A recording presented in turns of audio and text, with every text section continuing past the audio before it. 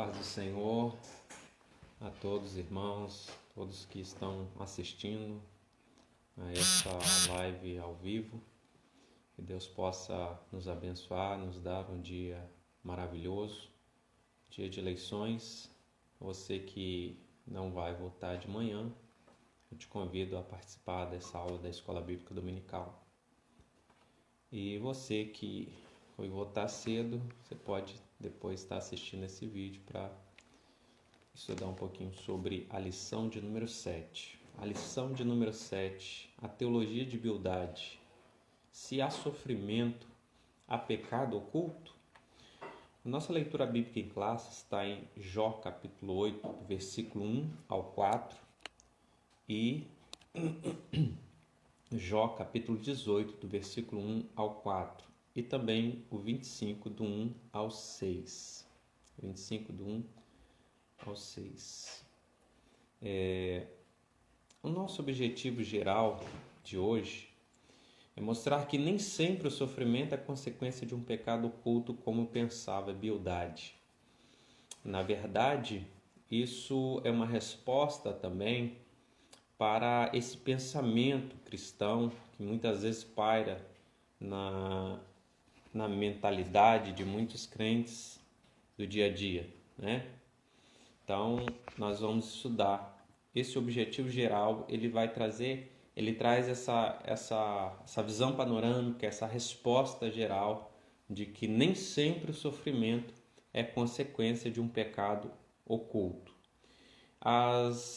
Os objetivos específicos da nossa lição é, primeiramente, destacar o argumento de Bildade que contrastava o pecado com o caráter santo e reto de Deus. Na fala de Bildade, nós vamos sempre ver esse contraste, ele trazendo o caráter santo de Deus, colocando Deus lá em cima, o homem aqui embaixo, colocando Deus como ser superior e o homem como ser mortal, e esses dois sendo distantes um do outro. O segundo objetivo é explicar a concepção de Bildade que associava o pecado à quebra da moralidade religiosa. Será que de fato é isso, né? Nos dias atuais também? Então, vamos estudar um pouquinho sobre isso, né? Eu quero agradecer aos irmãos que já estão ao vivo, né? Quero cumprimentar a todos com a paz do Senhor, que Deus possa abençoar a sua vida, né? E vamos dar continuidade àquilo a qual o Senhor tem para nós nessa manhã. O terceiro objetivo específico da nossa lição é esclarecer que a argumentação de Bildade que contrapunha a pequenez humana com a grandeza de Deus. Vale aqui esclarecermos que nós estamos estudando o livro de Jó, né? O livro de Jó, com toda aquela poesia, com todas aquelas prosas. Então nós vemos aqui, na verdade, uma conversa, um diálogo, né? Uma prosa, onde um desses amigos de Jó, ele começa a conversar com Jó, mas na verdade um argumento que Jó estava sofrendo porque Jó estava em pecado. Então tem um discurso dos seus amigos, e dentre esses amigos, Bildade era um deles, e ele vai trazer essa argumentação de que se Jó está sofrendo é porque ele havia pecado, né? Então nós vamos estudar isso um pouquinho e trazer essa aplicação prática para os nossos dias, né? Para o cristianismo que nós vivemos e que muitas vezes as pessoas também pensam dessa forma. Se ele está doente é porque ele está em pecado. Se isso aconteceu na vida dele porque ele está em pecado. Então, nós vamos observar com a lição que esse argumento não é um argumento correto, é um argumento que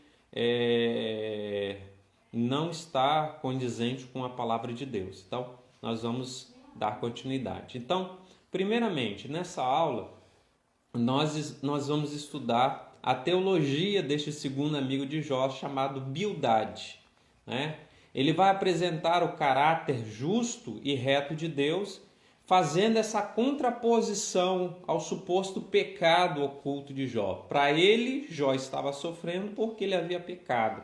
Então ele vai fazer esse contraponto, caráter justo, santo de Deus, com o suposto pecado de Jó. Para Bildade, Jó estava em pecado. Nós vamos estudar também a defesa de Bildade por uma moralidade rígida, né?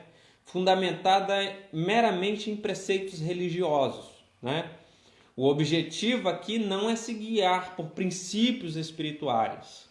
O objetivo aqui é se guiar por uma moralidade religiosa, o que não é bom. E finalmente nós vamos analisar a ideia de que, segundo Bildade, Deus é um ser muito distante, e que devido à sua onipotência, à sua grandeza, ele está muito longe do ser mortal. Se fôssemos ser guiados por essa teologia, estaríamos perdidos, né? Porque Deus é um Deus que se relaciona com o homem, é um Deus que está ao nosso lado. Então, nós vamos ver. Para a Bildade, esse Deus é um Deus inacessível. Então, nós vamos, ao longo de cada argumento, nós vamos ver a contraposição de Jó. Vamos ver o que Jó fala. Então, vamos para o nosso primeiro tópico. O nosso primeiro tópico é o pecado em contraste com o caráter justo e santo de Deus. O primeiro tópico, o primeiro subtópico da lição diz que Deus é justo e reto. De fato, né? Nós temos aqui algo que faz parte dos atributos de Deus, né? A justiça, a retidão, são itens que fazem parte dos atributos de Deus. Quando nós estudamos teologia sistemática, né, que vai trazer todos aqueles argumentos, teologia sobre Deus, teologia sobre Jesus, sobre o Espírito Santo, enfim, dentre os itens que nós estudamos os atributos de Deus. Então, nós temos esta teologia de Bildade que vai fazer essa contraposição, né?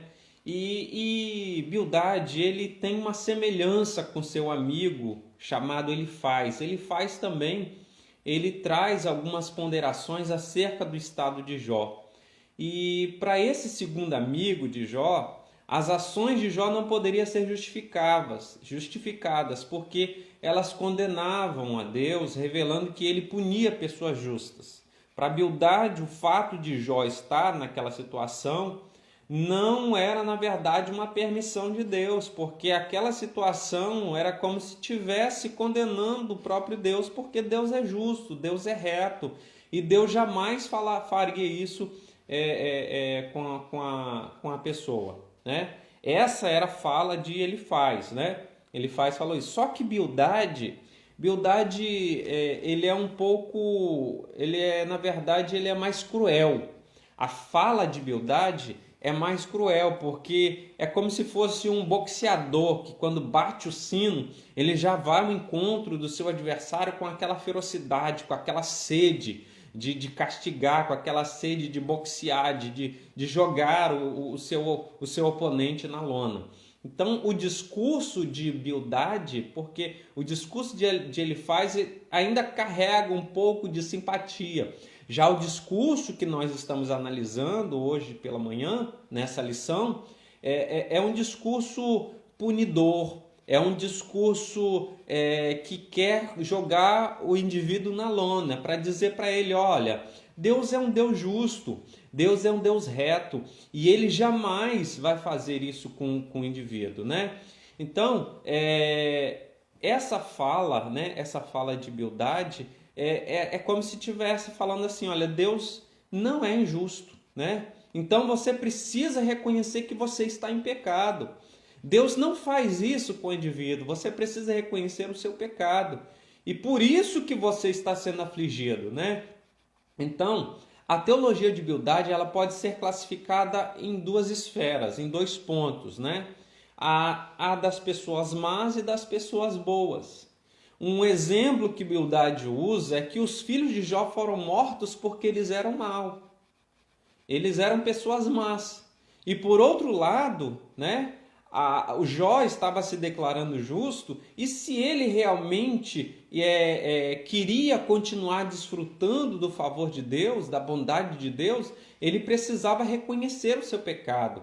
Ele precisava reconhecer que havia pecado e que precisava do perdão de Deus para que ele pudesse, né, estar nessa categoria dos bons. Então, este primeiro ponto faz essa contraposição, esse contraste com o caráter justo e santo de Deus, né? Jó, você está em pecado. Não é possível que um Deus reto, que um Deus justo, venha permitir que o ser humano venha ficar numa situação como essa. Porque esse caráter santo e justo de Deus não permite que o indivíduo fique nessa situação. Então, a conclusão que Bildade chega é que Jó estava em pecado, que ele precisava se arrepender para continuar desfrutando do favor divino, desse Deus reto, desse Deus justo. Só que a história bíblica não diz isso, né? O texto, o contexto, todo o pano de fundo histórico da história de Jó não revela isso, né? Dizendo, né, com todo esse contexto histórico, que Bildade estava errada, a teologia de Bildade estava errada. Ora, irmãos, fazendo uma aplicação para a vida cristã atual, muitas pessoas também entendem isso. Poxa, você sempre foi uma pessoa fiel e agora você foi acometido de um câncer. Você está aí, você perdeu seus cabelos, você emagreceu, você já não é a mesma pessoa. E olha que isso já são meses, são anos que você está sofrendo assim e não é possível, né? Você já falou com Deus por que disso, né? Não tem nada que você precisa confessar para que a sua vida volte ao normal, para que você seja curado, seja livre desse câncer? Queridos, Deus, ele não está limitado à nossa condição, ele não está limitado às coisas que nós estamos sujeitos a ser acometidos. O fato é que essa teologia se assemelha, essa teologia dos dias atuais, se assemelha a essa teologia errada de Bildade, né?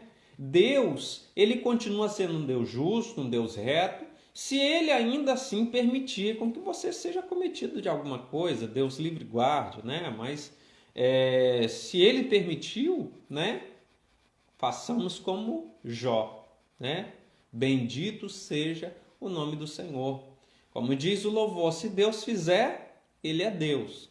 Se não fizer, ele continua sendo Deus. A sua justiça, a sua retidão não será afetada por conta de alguma coisa que, por sua permissão, nós somos sujeitos a ser acometidos. Então, essa teologia de Bildade, ela não está correta. Porque, na verdade, como diz o segundo subtópico da lição, essa compreensão de Bildade acerca da natureza de Deus era uma compreensão limitada, né? Porque ele conhecia, ele falava acerca da retidão de Deus, da justiça de Deus, mas essa compreensão da natureza de Deus por parte de Bildade era uma compreensão limitada, né? Então, ao limitar, né, ao ser limitada essa compreensão acerca de Deus, ele estava ali fazendo com que o sofrimento de Jó fosse uma consequência de um pecado que ele estava escondendo. Jó, não é possível. Deus é um Deus reto, é um Deus justo, mas se você está sofrendo assim, é porque tem um pecado escondido. Você precisa confessar esse pecado.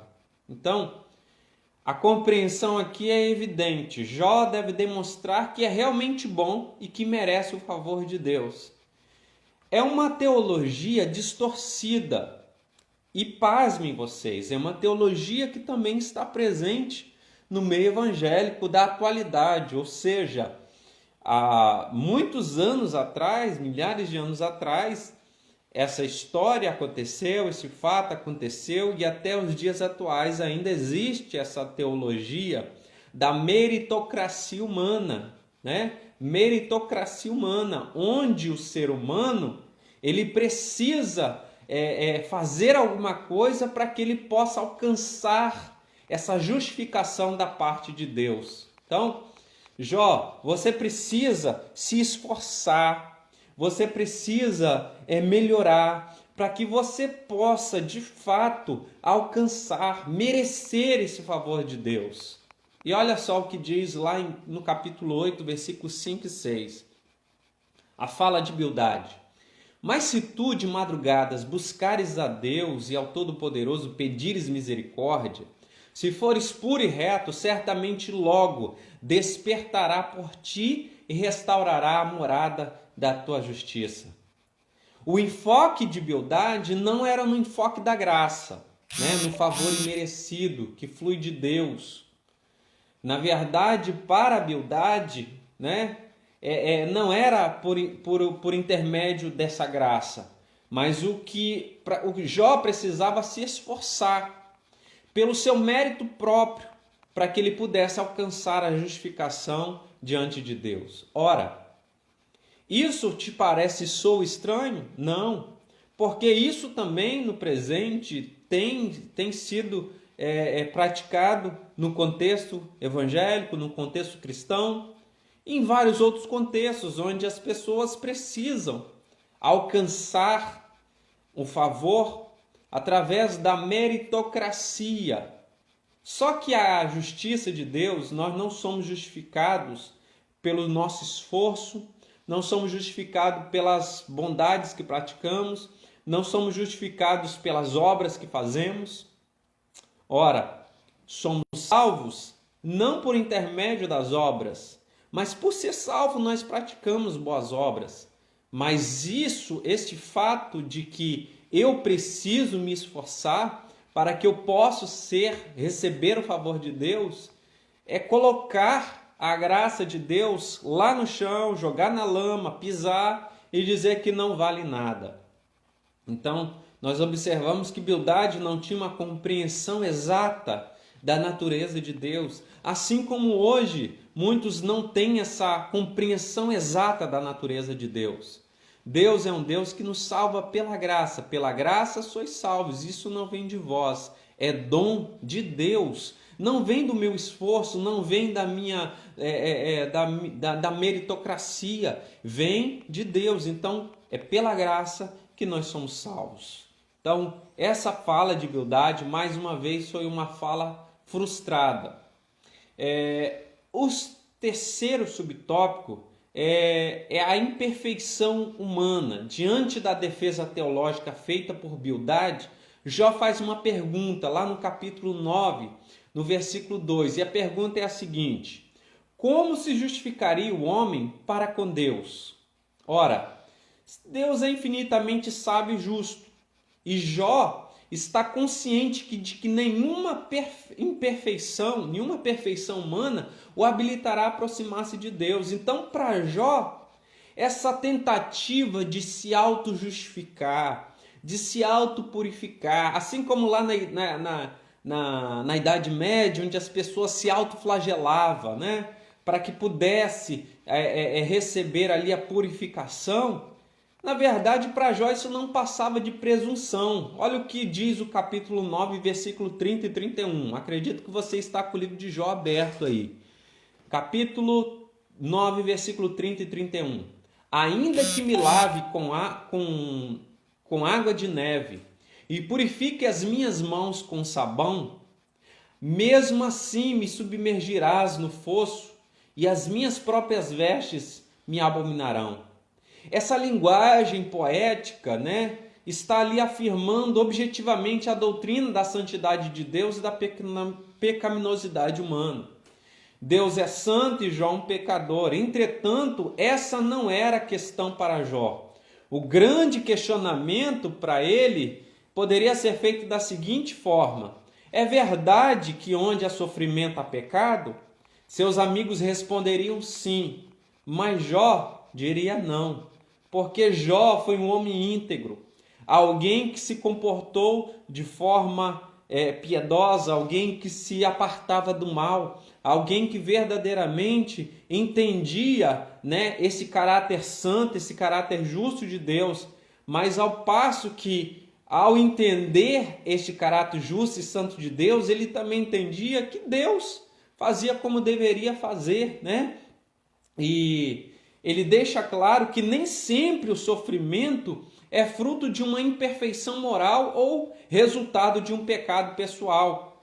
E Jó entendia completamente isso, e essa lição nos traz essa evidência, nos traz esse clareamento para que a gente possa entender perfeitamente. O seu sofrimento, de repente, o seu sofrimento na área da saúde, o seu sofrimento na área familiar, o seu sofrimento emocional, né? Não quer dizer que você está em pecado, não quer dizer que é fruto de uma imperfeição moral, que é resultado de um pecado pessoal, né? Até hoje é questionado, é algo que a filosofia discute, é algo que a teologia discute. Por que o mal nos atinge? Por que o ser humano, às vezes, é uma pessoa boa, uma pessoa que sempre fez o bem, é atingido pelo mal?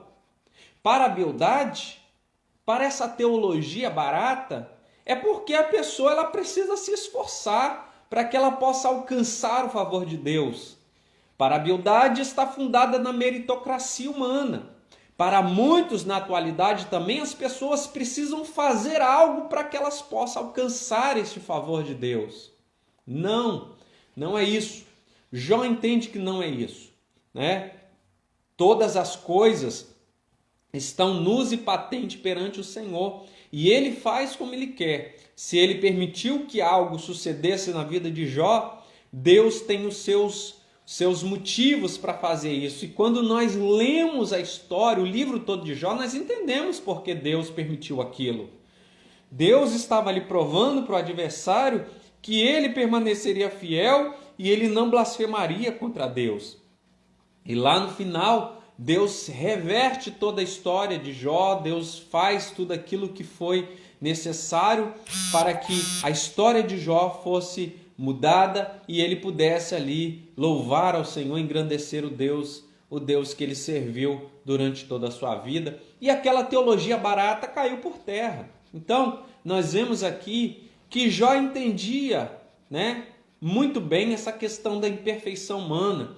E ele deixou de lado essa questão de querer se auto-justificar, de querer dizer que as coisas aconteciam por causa disso ou por causa disso. Ele simplesmente, né, não ficou baseado nessa justificativa, nessa teologia barata de Bildade.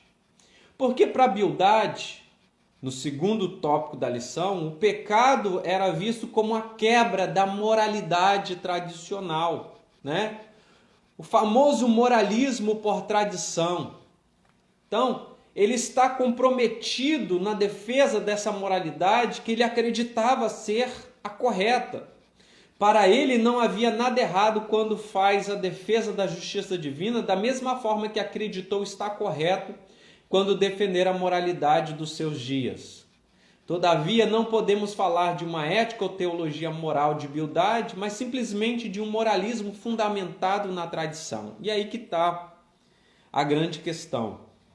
Quando nós servimos a Deus fundamentado no moralismo cristão, no moralismo da tradição, isso é ruim, né?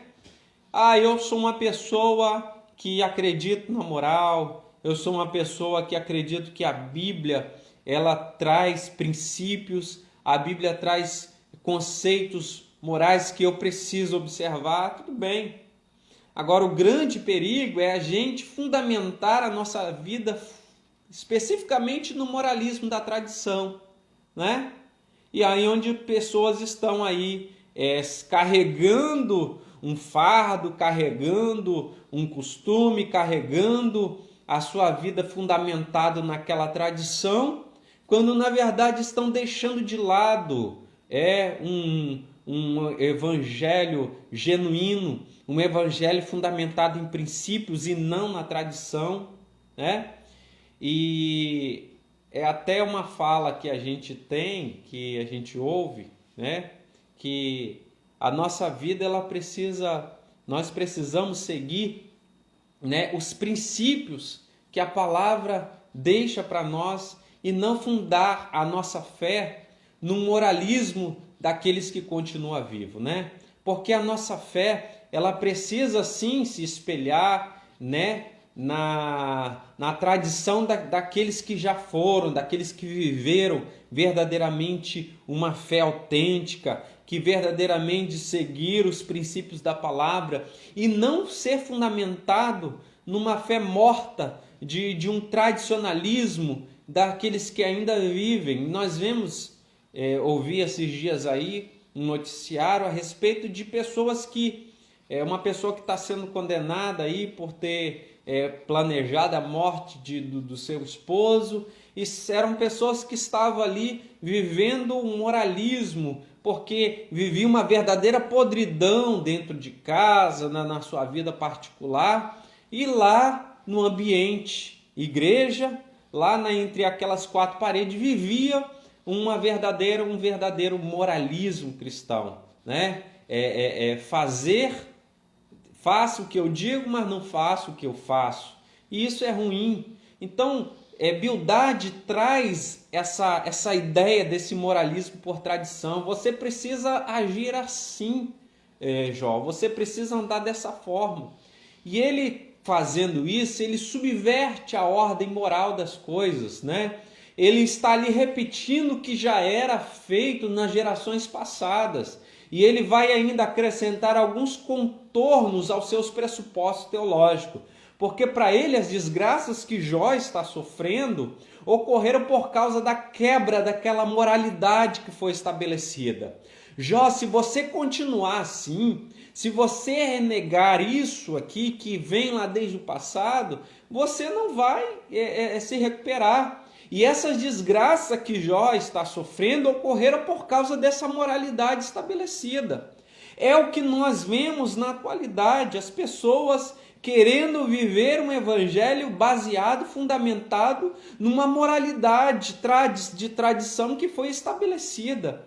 E esse entendimento de Bildade estabelece que as leis morais são inflexíveis e elas foram estabelecidas para que pudessem ser seguidas. E quando Jó quebra isso, ele está ali sofrendo a consequência dessa quebra da lei. É como se alguém estivesse quebrando a lei da gravidade, fosse para o espaço, esquecesse os equipamentos necessários, ali fosse pressionado, sofresse aquela pressão e ali morresse por conta de não respeitar a lei da gravidade. Então, para Bildade, Jó estava quebrando essa lei moral, estava subvertendo a ordem moral. E praticar a justiça para Bildade é ajustar a dinâmica dessas leis morais. Ora, será que eu estou falando alguma coisa que te soa estranho? Não. Ainda aí nos nossos dias, essas leis que as pessoas estabelecem têm cegado muitas vezes as pessoas ao ponto delas serem guiadas justamente por essas leis estabelecidas pelo homem, essas leis inflexíveis estabelecidas pelo homem. Meu irmão, a Bíblia ela é bem clara, todas as coisas me são lícitas, mas nem tudo me convém, todas as coisas me são lícitas, mas eu não me deixarei dominar por nenhuma delas. Ou seja, eu preciso saber entrar e sair sem que eu possa abrir mão dos princípios, né? Isso sim é liberdade. A liberdade cristã, ela é algo que eu preciso fazer, que eu preciso analisar tudo e reter o que é bom, reter o que faz parte do bem. Eu preciso fazer uma análise, eu preciso entender que eu tenho essa liberdade cristã, essa liberdade de escolha, né? É claro que eu também estou sujeito quando eu faço uma péssima escolha, mas eu sei que através da minha liberdade cristã eu preciso escolher aquilo que vai me fazer bem, né? É claro que na verdade a teologia que Bildade traz é uma teologia que prende, é uma teologia que coloca um cabresto, é uma teologia que coloca uma corrente. Você precisa seguir isso. Bildade ele acreditava de que nada adiantava Jó achar que os maus prosperavam, pois isso para ele era apenas uma ilusão. No entendimento de Bildade, a prosperidade dos maus se assemelhava a raízes de árvores, né, que foram cortadas. Mas os ramos estão ali verdinhos ainda, mas vai vir o sol e tudo aquilo ali vai secar, aquela aparência vai murchar, aquilo ali vai murchar. Ao reconhecer isso, Jó estava tentando subverter a ordem moral aceita. Jó, se você entender que mesmo assim os ímpios prosperam, as pessoas estão prosperando, isso aí é apenas ilusão, não é nada disso não. Você precisa entender que você está subvertendo uma ordem moral, você está em pecado, você precisa voltar àquele início, né, que eu já te disse ali, que eu já te falei, que eu já trouxe para você. Quando a gente passa a ter esse entendimento, né, que a nossa vida ela precisa estar fundamentada no moralismo da tradição, nós estamos jogando a essência da palavra por terra. Nós estamos nos comportando como aqueles fariseus que queriam pegar Jesus nas suas palavras, que queriam viver a lei, mas não se importavam com a essência do que era verdadeiramente viver para Deus. E aí, toda vez que a gente se comporta fundamentado no moralismo da tradição, assim como os fariseus, nós estamos ficando bonitinho por fora, mas por dentro nós estamos em estado de putrefação. Jesus ele traz um evangelho que abarca a totalidade das pessoas, que dá oportunidade para todos, que veio para todos, até mesmo aqueles que eles achavam que não tinham esperança. Jesus veio, Jesus curou, Jesus trouxe uma palavra que era uma palavra integradora, uma palavra que abarcava as pessoas e que dava oportunidade para todas as pessoas. Para os fariseus não, eles estavam ali para cortar, eles estavam ali para restringir, eles estavam ali para trazer uma mulher que foi apanhada em adultério e deixar o homem de lado. Eles estavam ali para viver uma lei compartimentada, para estar restrito a um núcleo tão somente. Quando a gente faz isso, a gente erra. Jesus pega aquela mulher, não que ele coadunava com o pecado dela, mas ele traz uma oportunidade de arrependimento, uma oportunidade de mudança, e diz para ela: mulher, onde estão teus acusadores? Ninguém te condena? E ela diz: Senhor, ninguém está aqui. Então Jesus disse: vai. Mas ele traz um perdão conscientizador, um perdão integrador, um perdão que traz uma nova perspectiva para aquela mulher.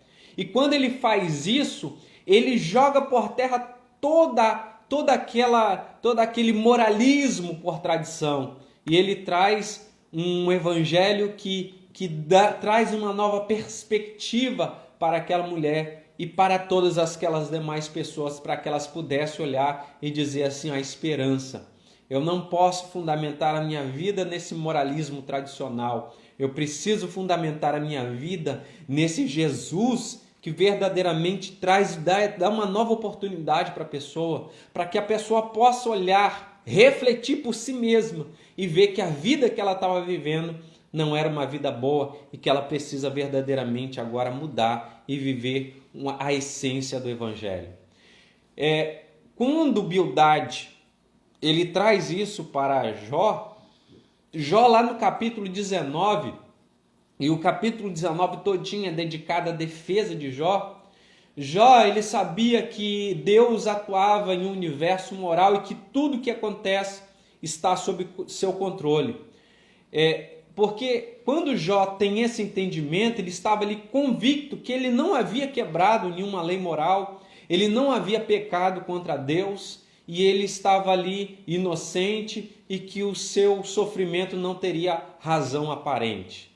E diante das acusações dos seus amigos, ele está totalmente ali convicto, ele está totalmente disposto a abandonar essa tentativa de se auto-justificar. Ele quer abandonar toda essa instância humana e apelar para um mediador, para um redentor, alguém que verdadeiramente vai defender a sua causa. Ele não quer mais se auto-justificar, ele não quer mais trazer esse discurso meramente humano para que as pessoas pudessem olhar para ele e dizer: ah, tadinho, é verdade, ele é assim, é assado. Não, ele sabe que a sua defesa vem de Deus. Ele não está mais se importando com o que as pessoas estão dizendo, com o que as pessoas vão falar. Ele estava se importando em que verdadeiramente, lá no versículo 25, ele vai dizer: eu sei que o meu Redentor vive e que por fim se levantará sobre a face da terra. E a palavra Redentor aqui no hebraico, Goel, significa alguém que defendia um familiar quando esse não podia fazer sua própria defesa. Se Jó não podia se autodefender, ele sabia que existia um que permitiu toda aquela situação para que pudesse ser o seu redentor, para que pudesse ser o seu justificador, para que pudesse verdadeiramente trazer a sua justificação. E é verdade, irmãos. A nossa justificação vem de Deus por intermédio de Jesus Cristo. Se, pois, o Filho vos libertar, verdadeiramente sereis livres, né? Se nós fomos justificados por Deus, quem é que vai querer me condenar, né? Então, se nós somos justificados por Deus, quem tentará acusação contra os escolhidos de Deus? É Deus que o justifica, é Deus que vem trazer a nossa defesa. Então a nossa defesa quem faz é o próprio Deus. Você não precisa ficar preocupado com o julgamento das pessoas. Ah, mas fulana, beltrana, que nada, diz que é serva, né? Mas outrora fazia isso, fazia aquilo outro, né? E às vezes tentam querer te autocondenar. Mas Deus já te justificou por intermédio de Jesus Cristo no Calvário. Você sabe que o seu Redentor vive e Ele que foi no Calvário se entregou para que pudesse te justificar. Você já não é mais o mesmo. Jesus mudou a sua história, mudou a tua vida e você agora vive para Deus. Vive porque Jesus Cristo te justificou. Quando Deus olha do céu, vê o sangue de Jesus sobre a tua vida e agora você é justificado diante de Deus por intermédio do sangue de Cristo Jesus. Muito bem, passamos então para o nosso terceiro e último tópico, que é o pecado em contraste com a majestade de Deus. O terceiro discurso de Bildade é feito para exaltar a Deus. Talvez alguém disse assim: oh, que maravilha! Mas ao mesmo tempo que é feito para exaltar a Deus, é feito também para rebaixar Jó, né? O seu discurso ali, o seu poder argumentativo, é um poder argumentativo repetitivo, porque a fala de Bildade é repetitiva. Ele está ali trazendo no seu último discurso nada de novo, ele está ali repetindo como um paroleiro, como um papagaio, trazendo novamente aquele discurso. E neste capítulo 25 ele vai destacar a onipotência divina. Só que quando ele vai destacar isso, ele vai trazer um grande abismo entre esse ser onipotente e entre este ser mortal, de modo que este ser mortal não tem acesso a este ser grandioso, a este ser onipotente. É como se este ser onipotente criasse verdadeiramente este ser limitado, mas que ao criar, no momento que estava perto dele, num outro momento este ser poderoso onipotente se afastasse, sumisse no universo e deixaste esse ser mortal aqui para ser governado pelas leis da natureza. Ora, quando Bildade traz essa teologia, ele está ali afirmando uma teologia que está presente na atualidade chamada deísmo, com D de dado, que traz uma contraposição, faz uma contraposição ao teísmo com T de dado. O deísmo com D de dado prega que verdadeiramente um ser onipotente, um ser todo-poderoso, em um dado momento da eternidade criou este ser mortal, criou o ser humano. Mas num dado momento, este ser onipotente sumiu no universo e deixou este ser humano para ser governado pelas leis da natureza. Ora, se este ser humano, então, ele foi deixado para ser governado pelas leis da natureza, então existe um grande abismo, assim como Bildade estava trazendo na sua teologia. Mas Jó não entendia assim. Jó, ele tinha o seu fundamento no teísmo, com T de tatu, onde verdadeiramente este ser onipotente, todo-poderoso, criou este ser limitado, este ser mortal, mas criou este ser humano, não deixando ele distante, mas estando neste relacionamento com este ser humano, próximo deste ser humano. E isso está de acordo com a palavra. Não te deixarei, nem te desampararei. Eis que estou convosco todos os dias, até a consumação dos séculos. Deus está conosco, Deus está ao nosso lado. Ele não nos abandonou para ser governado pelas leis da natureza. Ele continua conosco, mas eu estou sofrendo. Jó estava sofrendo, mas Deus estava ali cuidando de todas as coisas. Deus estava ali conduzindo todas as coisas. Haveria um momento que Deus iria intervir na história de Jó. Deus tem um propósito para todas as coisas. Se isso está acontecendo na sua vida, meu irmão, continue confiando no Senhor. Ele é Deus, Ele é poderoso, Ele faz como quer, do jeito que quer, na hora que quer. Deus é grande sim, mas Ele continua ali sendo onipotente, não ausente. O onipotente que está ao nosso lado todos os dias. Ele está ali nos sustentando, Ele está ali nos dando vigor. Então esse Deus, esse conceito de um Deus grandioso, é um conceito de um Deus grandioso que continua ao nosso lado.